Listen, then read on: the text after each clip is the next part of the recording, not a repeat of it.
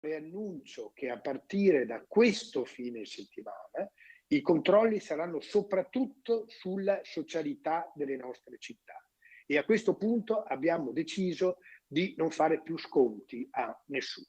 Linea dura del Viminale nei confronti della movida selvaggia. Dopo una settimana scandita troppo spesso da spritz in spregio alle norme anti-Covid, già in queste ore si stanno intensificando i controlli delle forze di polizia.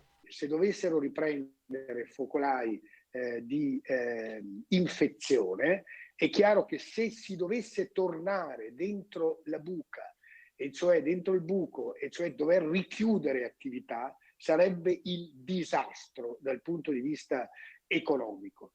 Per cui bisogna essere molto rigidi. Questo sul fronte dell'ordine pubblico. C'è poi la questione economica con il decreto rilancio. Molte di quelle risorse arriveranno a nord-est. Questo decreto che abbiamo approvato di 55 miliardi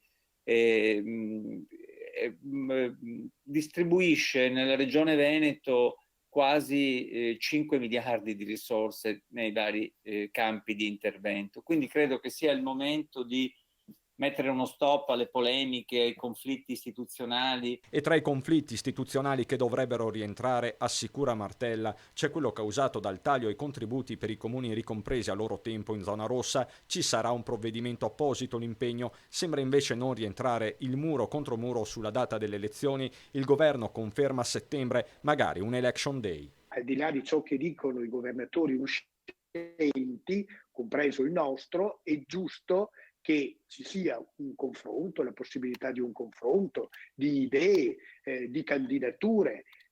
Questa è la democrazia. Sulle misure per le imprese, una delle principali riguarda i prestiti.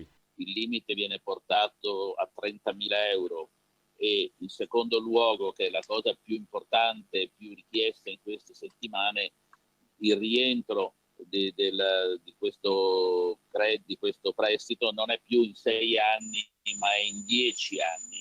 Altro nodo, il mondo alberghiero. Per gli alberghi e per le terme, che nel nostro territorio anche le terme sono importanti, come sappiamo, tutta la zona di Abano, non ci sarà nessuna imposta sostitutiva sui beni rivalutati.